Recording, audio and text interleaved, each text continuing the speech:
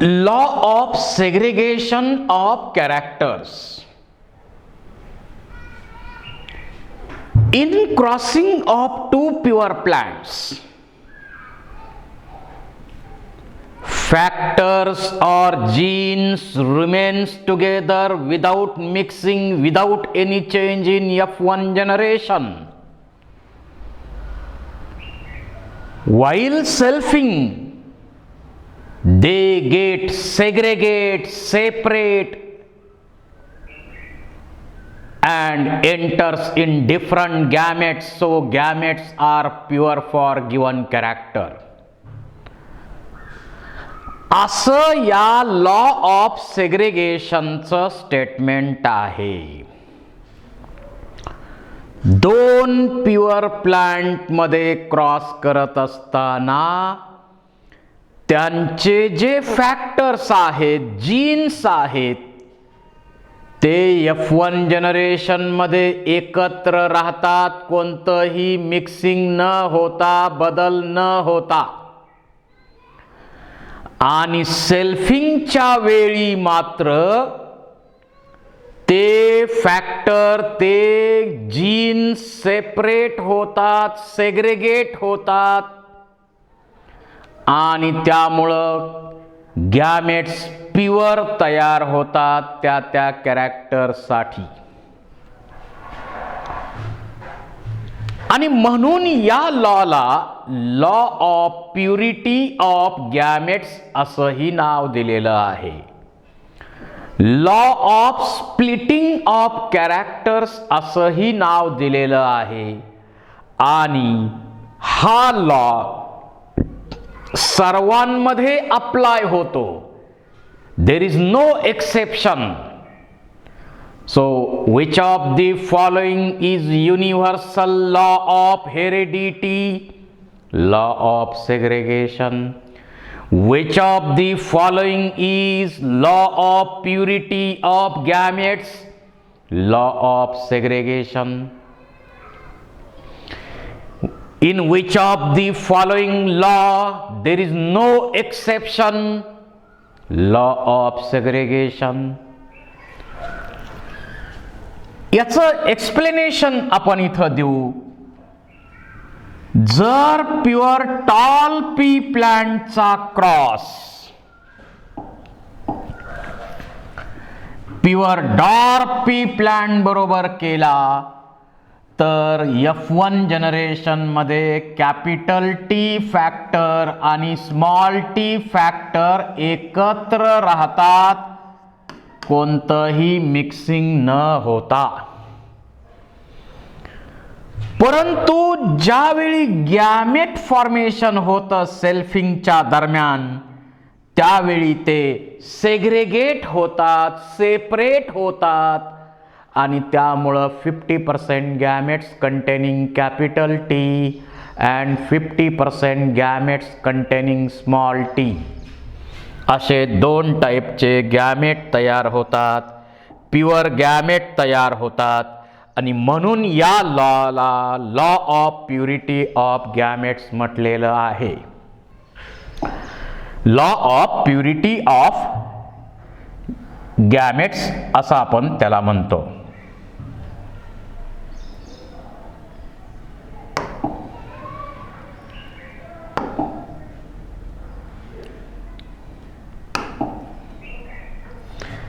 आता जर इथं प्युअर टॉल पी प्लांटचा cross pure dwarf pea plant बरोबर केला,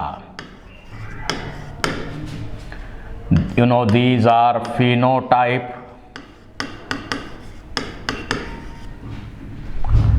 Then capital T, small t, these are genotypes. Here all gametes containing capital T, genes only, and all gametes containing small t, gene only, these are nothing but gametes. आता हे gamete जर fuse झाले तर capital T small T F1 generation मिळणार. म्हणजे इथं capital T आणि small T हे दोन जीन एकत्र राहतात, कोणताही बदल न होता, न मिक्सिंग करता. परंतु सेल्फिंग ज्यावेळी याचा आपण करतो, capital T small T into capital T small T, it is selfing. त्यावेळी काय होतं, 50% गॅमेट हे सेपरेट होतात, सेग्रिगेट होतात जीन्स किंवा फॅक्टर्स, आणि त्यामुळं 50% gametes containing capital T, 50% gametes containing small t factor. Here also 50% gametes containing capital T, 50% gametes containing small t. आता इथं जे गॅमेट्स तयार झाले, this gamete is pure for capital T, this gamete is pure for small t, hence this law is called as law of purity of gametes.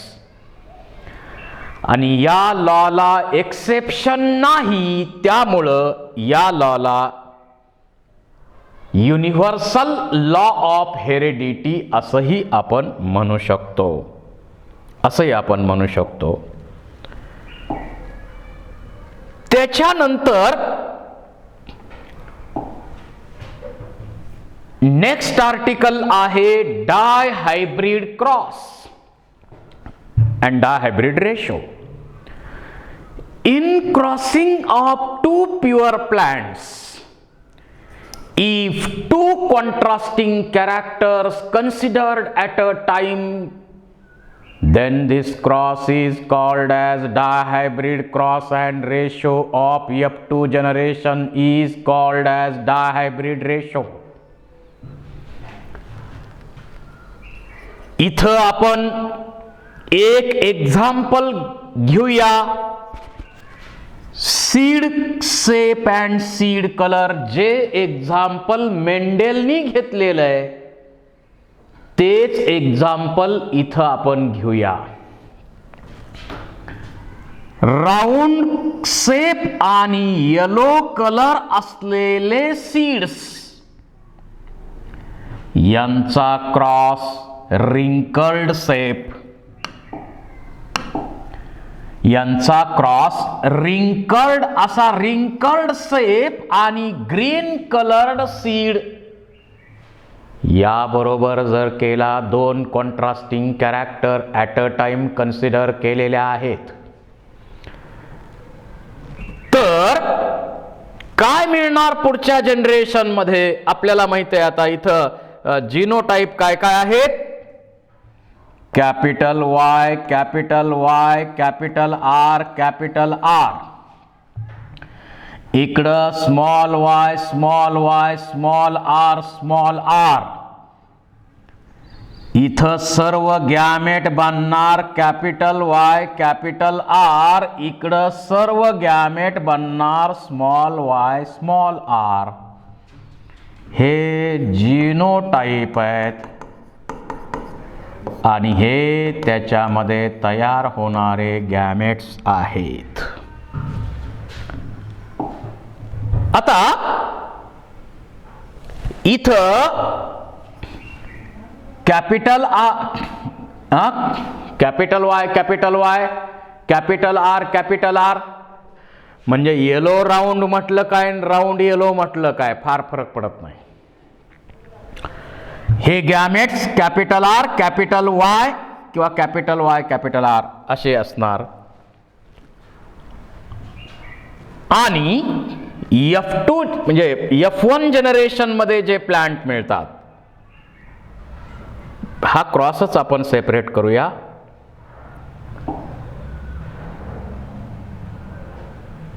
हा, जसं डायहायब्रिड ratio मध्ये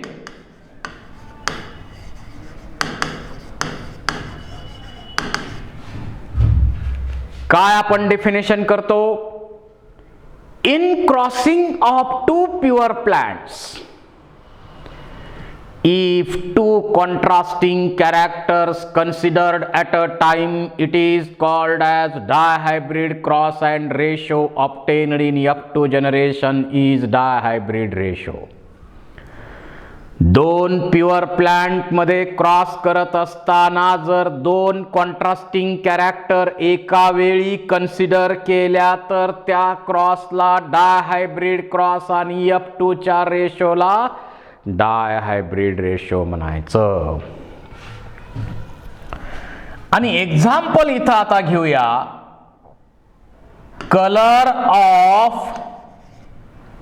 colour and shape of seed, हे example इथं घेऊया जे मेंडेलनी घेतलेलं आहे.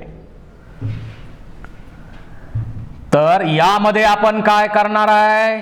Yellow round pea प्लांटचा क्रॉस ग्रीन रिंकल्ड बरोबर करणार. हे काय आहेत? फिनोटाइप. सिम्बॉल काय आहे त्याचे? Capital Y, capital Y, capital R, capital R. इकडं small Y, small Y, small R, small r. Genotype. दोन्ही सारखे असल्यामुळं सर्व गॅमेट कसे असणार? Capital Y, capital R containing, आणि इकडं small Y, small r containing gametes असतील. आणि हे गॅमेट फ्यूज झाले तर capital Y, small Y, capital R, small r, yellow round असे F1 जनरेशन मध्ये प्लांट मिळतात. F1 मध्ये अशा प्रकारचे प्लांट मिळतात. इथं फक्त दोन कॅरेक्टर एकत्र घेतलेल्या आहेत, बाकीचा पॅटर्न मोनोहायब्रिड प्रमाणच आहे. त्याच्यानंतर आता आपण याचं सेल्फिंग करूया. मी थोडंसं वरती घेतो हे.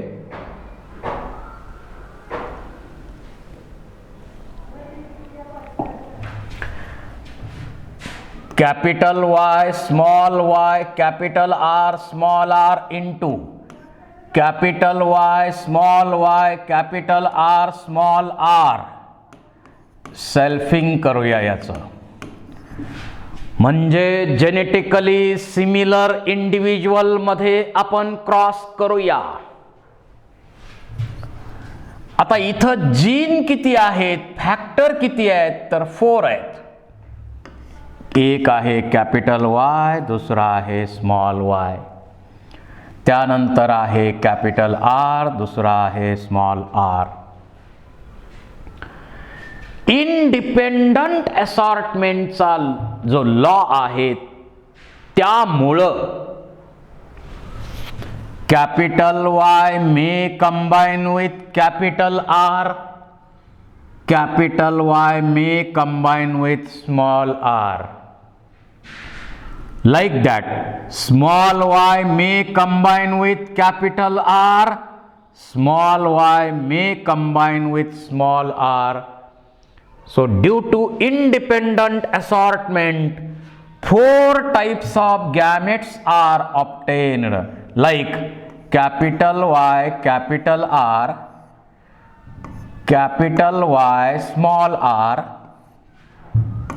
Small Y, capital R, small Y, small R. आणि इकडंही 4 टाईपचे gamete, capital Y, capital R, capital Y, small R, small Y, capital R, small Y, small R. हे असतील गॅमेट्स. आणि आता हे गॅमेट्स आपण पुनिट स्क्वेअर मध्ये मांडून घेऊया.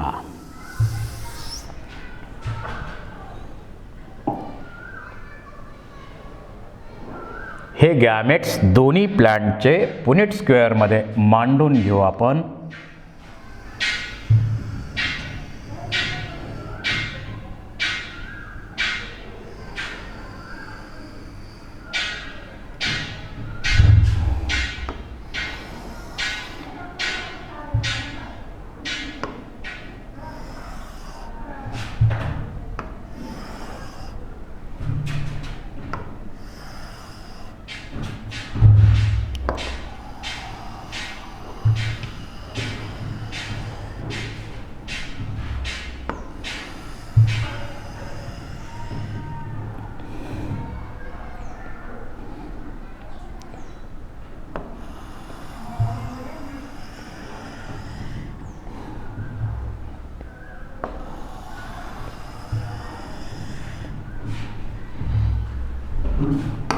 जे काही प्लांट्स मिळतील ते F2 जनरेशनचे प्लांट असतील.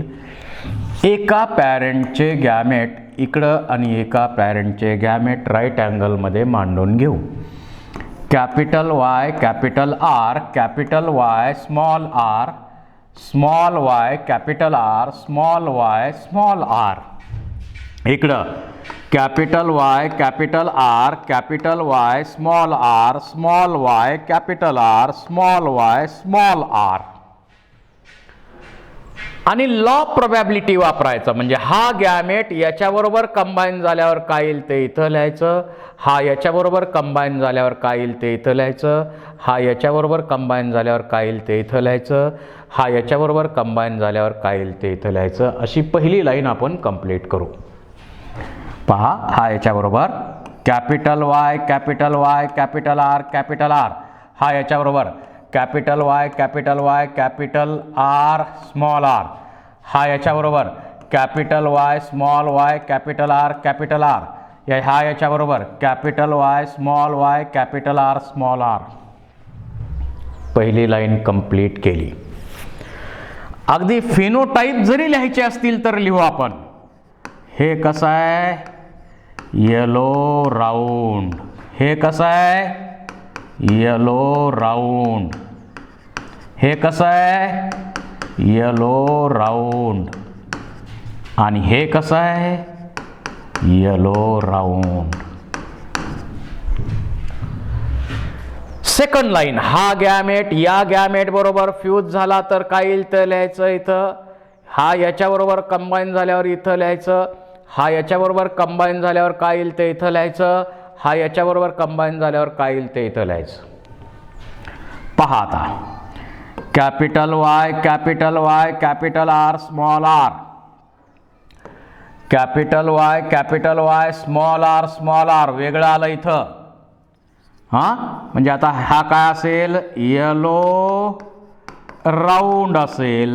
आता कॅपिटल वाय म्हणजे येलो आहे, पण स्मॉल आर म्हणजे काय, येलो रिंकल्ड. पुन्हा हा गॅमेट या गॅमेट बरोबर capital Y capital R small R, capital Y small Y capital R small R. आणि हा याच्याबरोबर capital Y small R small r. तर हा कसा आहे, येलो राऊंड आहे. आणि हा कसा आहे, येलो रिंकल्ड. इथं एक मिळालं yellow wrinkled. Third line complete करू. हा गॅमेट याबरोबर कंबाईन झाल्यावर काय येईल ते इथं लिहायचं, हा याच्याबरोबर कंबाईन झाल्यावर काय येईल ते इथं लिहायचं, हा याच्याबरोबर कंबाईन झाल्यावर काय येईल ते इथं लिहायचं, हा याच्याबरोबर कंबाईन झाल्यावर काय येईल ते इथं लिहायचं. त्याप्रमाणे करू आपण. Capital Y small Y capital R कसा आहे, हा येलो राऊंड. पुढं capital Y small Y capital R small R, हे पण कसं आहे, येलो राऊंड. पुढं small Y capital R, small Y म्हणजे काय, ग्रीन राऊंड एक वेगळंच मिळालं. इथं सुद्धा small Y capital R small R. Green wrinkled इथं एक मिळालंय. आता लास्ट लाईन कंप्लीट करून घेऊ. हा गॅमेट या चौघांबरोबर कंबाईन झाल्यावर त्यात काय येईल ते त्या चौकोनात लिहायचं आहे, स्क्वेअर मध्ये लिहायचं आहे. हा याच्याबरोबर झाला तर capital Y capital R small R. हे कसं आहे? Yellow round. हा याच्याबरोबर झाला तर capital Y small r yellow wrinkled.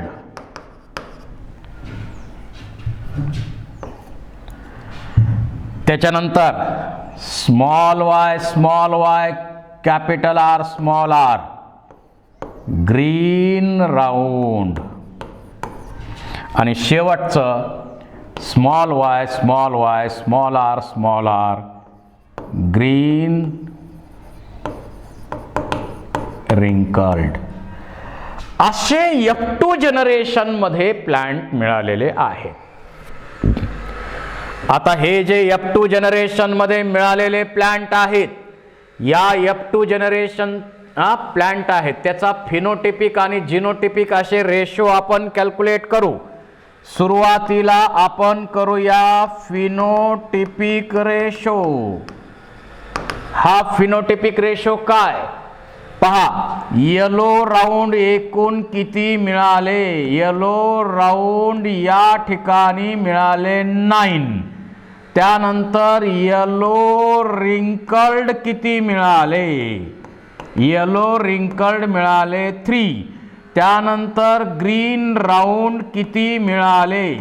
तर ग्रीन राऊंड मिळाले 3. आणि ग्रीन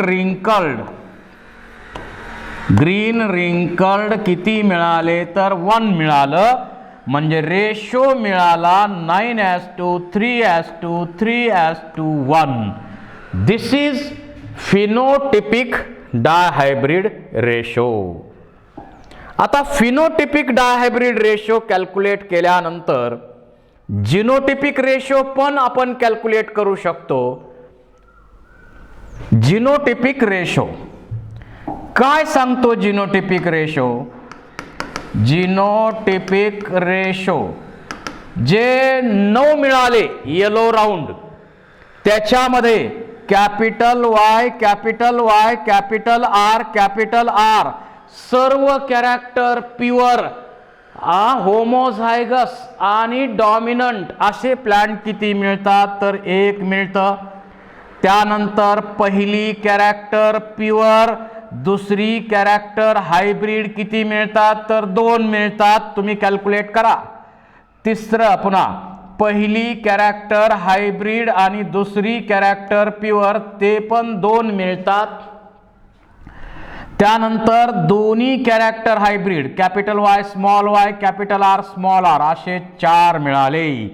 9चं सेपरेशन झालं 1:2 2:2 2:4.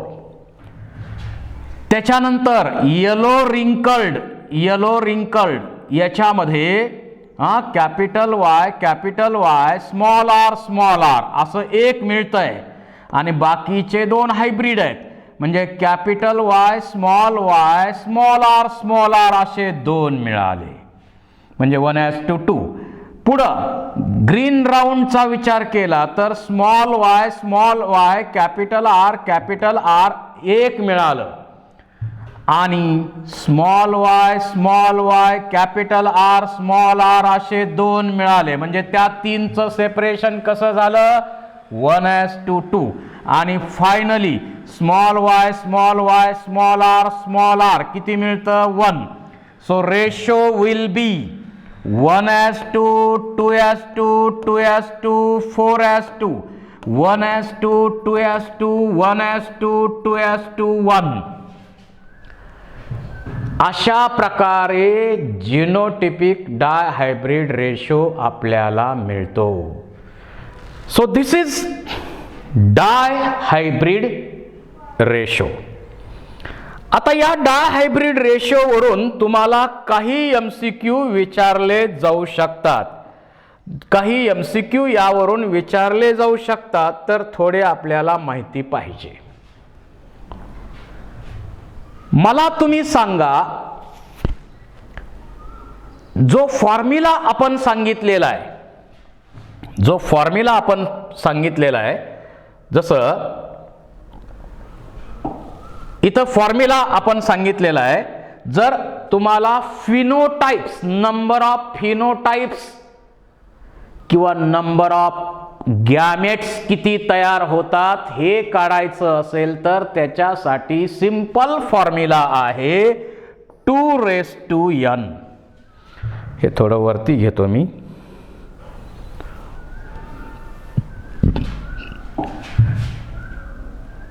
नंबर ऑफ गॅमेट्स काढायचे असतील किंवा फिनोटाइप्स किती टाइपचे मिळतात हे जर काढायचं असेल, तर त्याच्यासाठी फॉर्म्युला आहे 2n. n means number of contrasting characters. जसं मोनोहायब्रिडचा विचार करा. मोनोहायब्रिडचा विचार केला तर 2:1, कारण 1 कॉन्ट्रास्टिंग कॅरेक्टर कन्सिडर केलेली आहे. त्यामुळे इथं काय मिळणार, नंबर ऑफ गॅमेट्स किती मिळणार, 2. नंबर ऑफ फिनोटाइप सुद्धा 2. जसं डायहायब्रिडचा विचार केला तर 2:2 म्हणजे 4 टाइपचे गॅमेट्स, 4 टाइपचे plants, yellow round, yellow wrinkled, green round, green wrinkled. समजा ट्रायहायब्रिडचा विचार केला तर 2:3. तर हे दोन्ही 4 आणि 4 दोन्ही 8. 8 टाइपचे गॅमेट, 8 टाइपचे फिनोटाइप. हा सोपा फॉर्म्युला आहे, फार कॅल्क्युलेशन करत बसायची गरज नाही.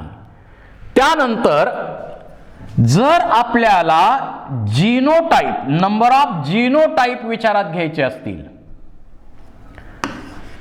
जर जीनोटाइप विचारात घ्यायचे असतील तर 3:n हा फॉर्म्युला यूज करा. 3:n हा फॉर्म्युला यूज करा. तुम्हाला नंबर ऑफ जीनोटाइप F2 मध्ये किती मिळतात ते कॅल्क्युलेट करणं सोपं जाईल. जसं मोनोहायब्रिड मध्ये विचार केला तर 3:n, that means 3:1, that means 3 types of genotypes are obtained in 1:2, 2:1 ratio. जर तुम्ही डायहायब्रिडचा विचार केला तर 3:2, त्याच्यामुळं किती होणार, 9 टाइपचे जीनोटाइप तुम्हाला इथं मिळतात. काय, 1:2, 2:2, 2:4, 1:2, 2:2, 1:2, 2:1 असे 9 टाइपचे जीनोटाइप मिळतात. जर तुम्ही ट्रायहायब्रिड रेशोचा विचार केला तर 3:3 म्हणजे 3:9, 9:27 म्हणजे 27 types of genotypes are obtained in trihybrid ratio. तर अशा प्रकारे तुम्हाला यावर काही फॉर्म्युले दिलेले आहेत आणि त्याच्या मदतीनं तुम्हाला याच्यामधले प्रॉब्लेम सॉल्व करणं शक्य आहे. त्याच्यानंतर आता मेंडेलचे हेरेडिटीचे 2 लॉज आपण स्टडी केले.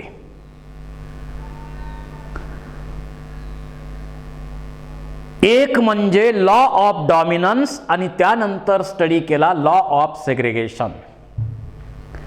तुम्हाला यावर MCQ विचारला जाईल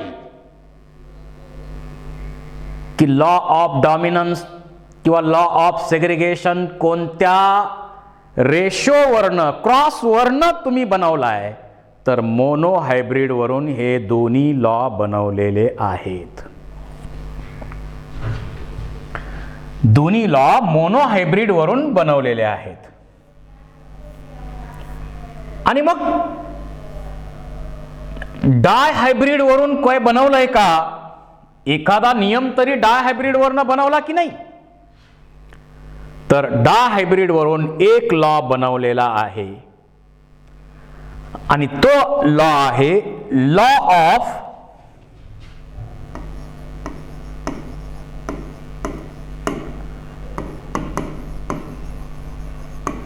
independent assortment. Most important law of heredity, law of independent assortment. आणि हा लॉ डाय हायब्रिड वरून बनवलेला आहे. काय सांगतो हा नियम? In crossing of two pure plants, if two or more pairs of contrasting characters considered at a time, inheritance of one character is independent with another character. दोन प्युअर प्लांटचा क्रॉस करत असताना जर दोन किंवा दोन पेक्षा कॉन्ट्रास्टिंग कॅरेक्टर, ज्यादा contrasting character एकत्र कन्सिडर केल्या, तर एका कॅरेक्टरचा इनहेरिटन्स दुसऱ्या कॅरेक्टरवर अवलंबून नाही, इंडिपेंडंट आहे.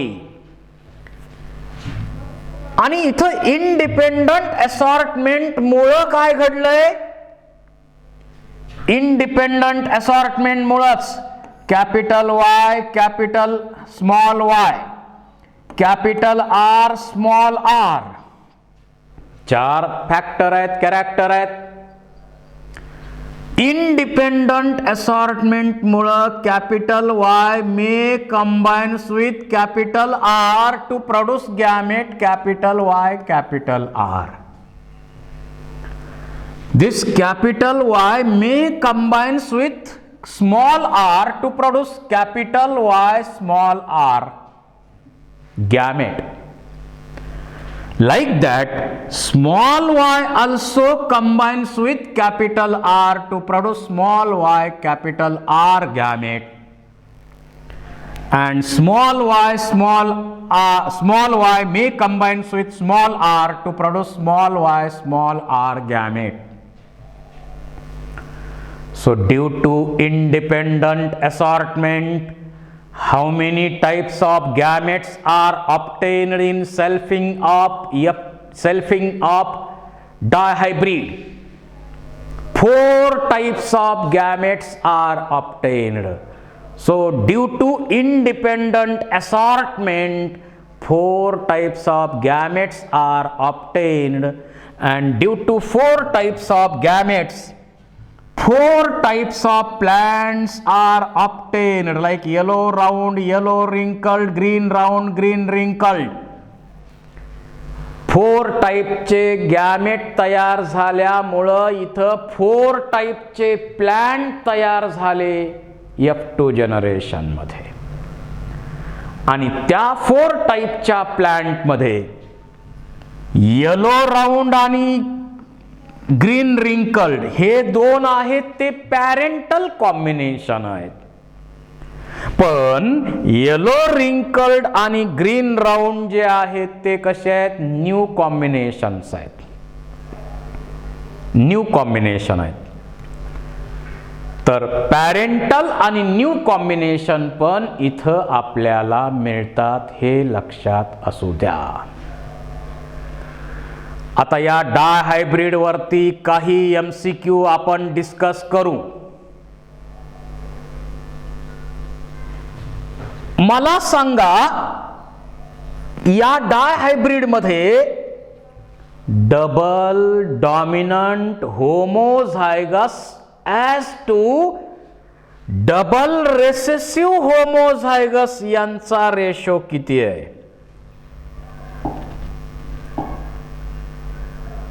किती आहे रेशो?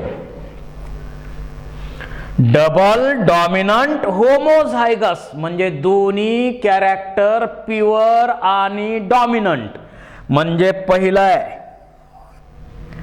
आणि दोन्ही कॅरेक्टर प्युअर पण कसं आहे रेसेसिव्ह शेवटचं. So ratio of double dominant homozygous as to double recessive homozygous is 1:1. MCQ महत्वाचा आहे. त्यानंतर विचारलं जाईल parental combination as to new combination यांचा रेशो डायहायब्रिड मध्ये किती? आता पॅरेंटल कॉम्बिनेशन म्हणजे येलो राऊंड आणि ग्रीन रिंकल्ड किती मिळालेत? 9 + 1 10. आणि मधले दोन आहेत येलो रिंकल्ड आणि ग्रीन राऊंड असे किती मिळाले? 3 + 3 6. सो 10:6 दॅट इज 5:3 असा रेशो मिळालेला आहे. त्यानंतर double homozygous as to double heterozygous याचा रेशो काय मिळाला? इथं कसं आहे दोन्ही प्युअर आहे, दोन्ही प्युअर आहे, दोन्ही प्युअर आहे, दोन्ही प्युअर आहेत. ही लाईन अशी डबल होमोझायगस, इकडं double heterozygous. So ratio becomes 1:1. 4:4 means 1:1. अशा टाईपचे क्वेश्चन्स यावर विचारले जाऊ शकतात. याच्याशिवाय 1 dihybrid ratio contains how many monohybrid ratio असा जर क्वेश्चन विचारला तर एका डायहायब्रिड मध्ये 2 मोनोहायब्रिड रेशो असतात. कारण इथं एकूण बघा,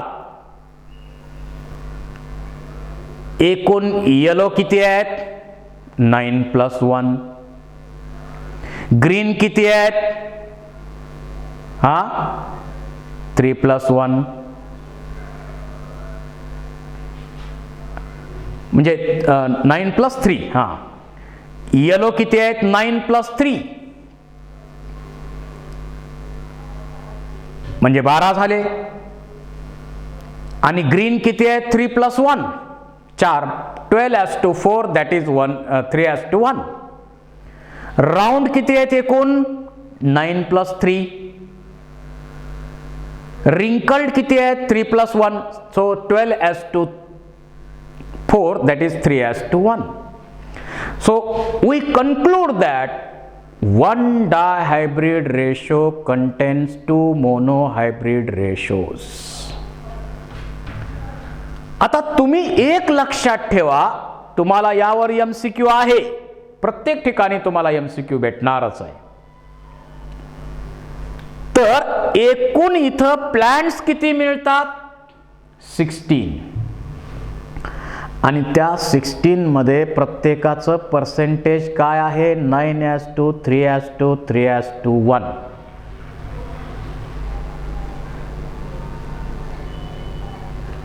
तुम्हाला समजा विचारलं की 100 सीड आहेत आमच्याकडं, तर इथं कोणत्या टाईपचे किती सीड आहेत? आता 9:2, 3:2, 3:1 सोपं गणित आहे. इथं काय?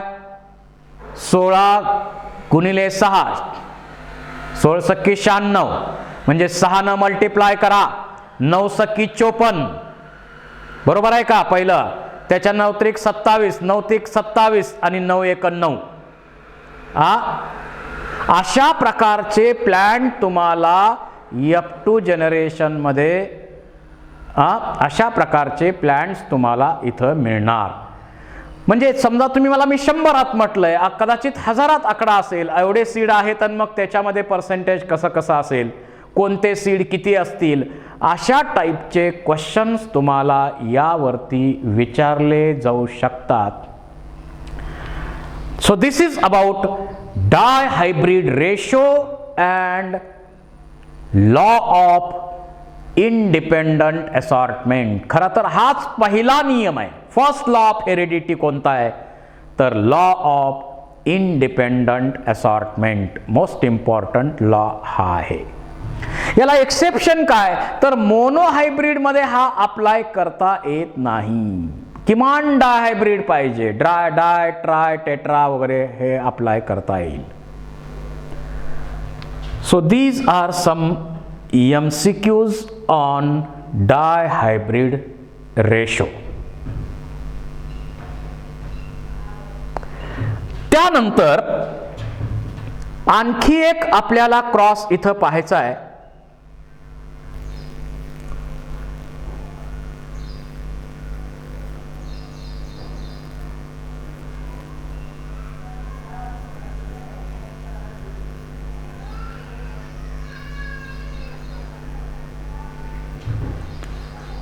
आणखी एक क्रॉस आपल्याला इथं स्टडी करायचा आहे. सोपा आहे अगदी. Back cross.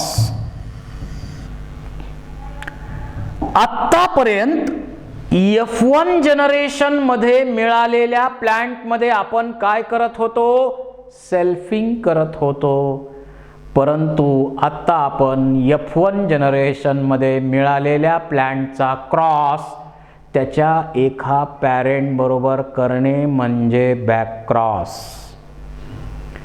when F1 generations are crossed with any one of its parent, it is called as back cross.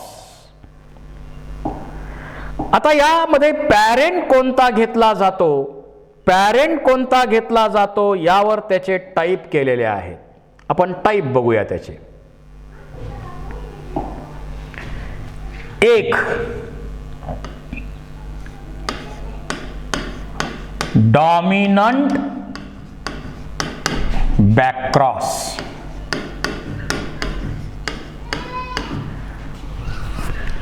सरळच आहे. जर F1 जनरेशनचा क्रॉस त्याच्या डॉमिनंट पॅरेंट बरोबर केला तर त्याला म्हणायचं डॉमिनंट बॅकक्रॉस. बघूया आपण मोनोहायब्रिडचा रेफरन्स अगोदर घेऊया. समजा प्युअर टॉल पी प्लांटचा cross pure dwarf pea plant बरोबर केला. फिनोटाइप. त्यानंतर genotype capital T small t genotype. All gametes containing capital T, all gametes containing small t gametes.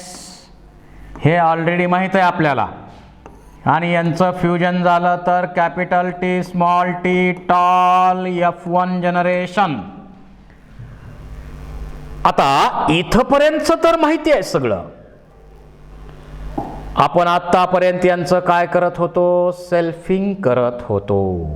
आता इथं F1 जनरेशन मध्ये मिळालेल्या प्लांटचा क्रॉस डॉमिनंट पॅरेंट बरोबर करायचा. डॉमिनंट पॅरेंट कोण आहे, टॉल.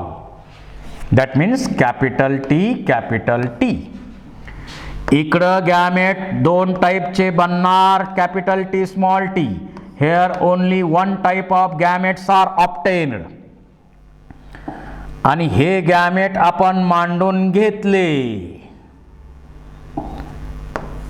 स्क्वेअर ड्रॉ केला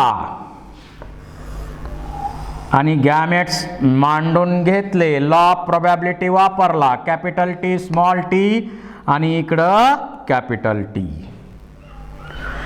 काय कॅपिटल टी टॉल आहे आणि हे ह्याच्या बरोबर कॅपिटल टी स्मॉल टी हे पण टॉलच आहे. So in F2 generation all plants are only one type.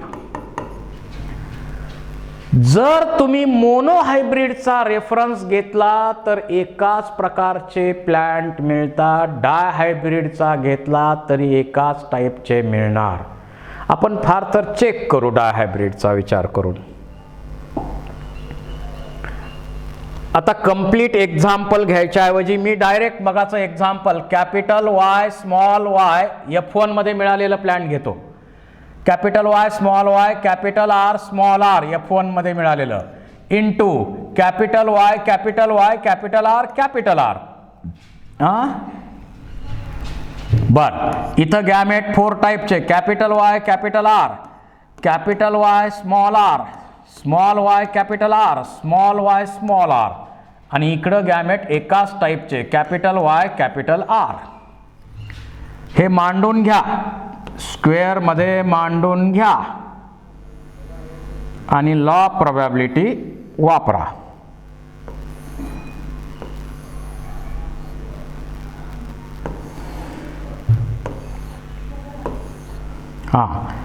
Capital Y capital R small Y capital R small Y small R, आणि इकडं कॅपिटल वाय कॅपिटल आर. काय येईल बघा, capital Y capital Y capital R capital R capital Y capital R small R capital Y small Y capital R capital R capital Y small Y capital R capital small R. म्हणजे हे कसं आहे yellow round, हे yellow round, हे कसं आहे yellow round, हे कसं आहे yellow round. So all plants are only one type. You may take reference of monohybrid or dihybrid. Result remains same. त्यानंतर सेकंड क्रॉस याच्यामधला आहे काय, सेकंड टाइप बॅक क्रॉस मधला, त्याचं नाव आहे रेसेसिव्ह बॅक क्रॉस, किंवा त्यालाच आपण म्हणतो टेस्ट क्रॉस. फार महत्वाचा आहे हा टेस्ट क्रॉस. जर F1 जनरेशनचा क्रॉस तुम्ही रेसेसिव्ह पॅरेंट बरोबर केला तर तो झाला टेस्ट क्रॉस किंवा recessive back cross. When F1 generations are crossed with its recessive parent, then it is called as recessive back cross or test cross. बघूया मोनोहायब्रिडचा रेफरन्स मगाचाच आपण घेऊया. इथं capital T small T into small T. इकडं gamete किती टाईपचे बनणार, capital T small T. इकडं gamete बनणार स्मॉल टीचे. हे गॅमेट्स तुम्ही मांडून घ्या.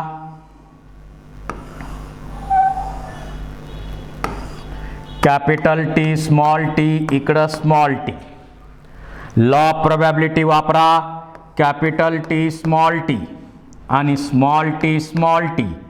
हे कसं आहे टॉल, हे कसं आहे डॉर्फ आहे. So in F2 ratio becomes 1:1. 50% tall, 50% dwarf. Ratio becomes 1:1. इथं रेशो बदलला. मग डायहायब्रिडचा रेफरन्स घेतला तर काय होईल तेही आपण चेक करू. आपल्याला माहिती असावी, चेक करायला काही हरकत नाही. बघू, capital Y capital R small R into small Y small R. Capital Y capital R small Y capital R small R, आणि इकडं स्मॉल वाय स्मॉल आर. हे गॅमेट सगळे मांडून घेऊ.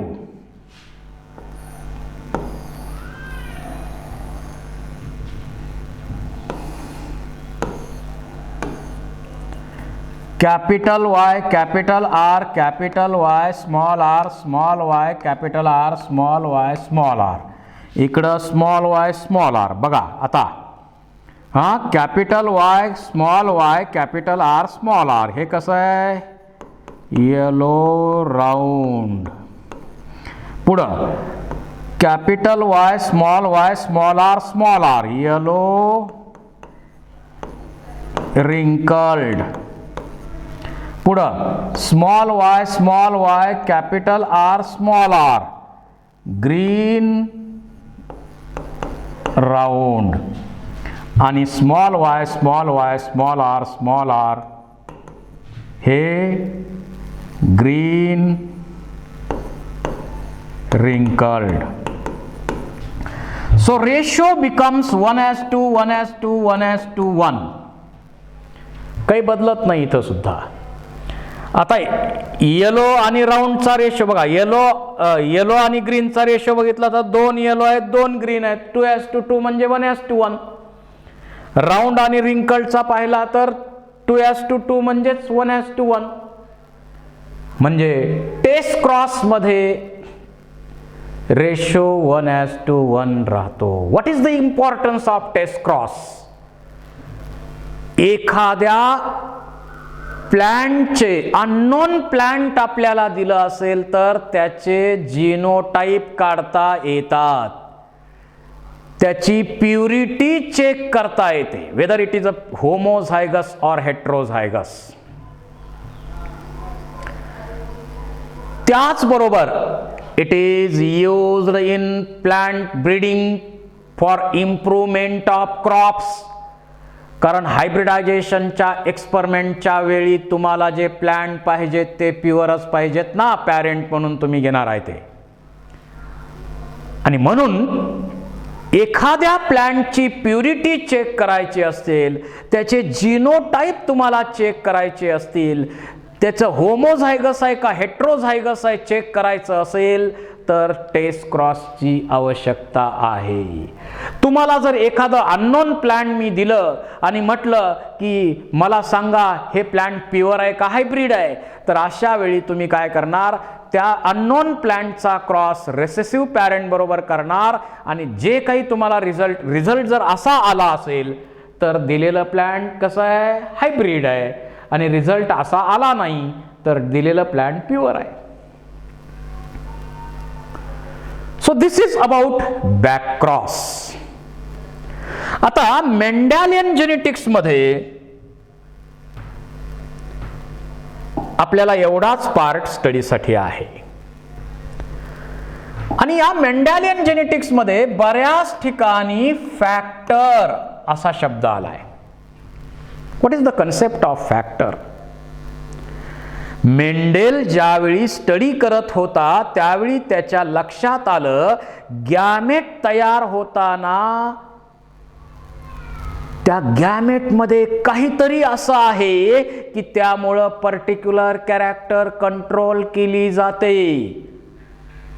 So Mendel assumed that something present in gamete which controls a particular character, but due to limitations in scientific progress, he was unable to explain actual nature of that something. He called that something as factor, character, determiner, unit. So according to Mendel, capital T is a factor of tall. Small t is a factor of dwarf. पण modern genetics मध्ये मात्र मेंडेलनं त्यावेळी ज्याला factor नाव दिलं होतं आज त्यालाच आपण काय म्हणतो? Gene. So according to modern genetics, capital T is a gene of tall and small t is a gene of dwarf. आणि जीन म्हणजे काय? Segment of DNA, fragment of DNA, piece of DNA controls a particular character. तर Mendelian जेनेटिक्सचा एकूण part याप्रमाणे आहे.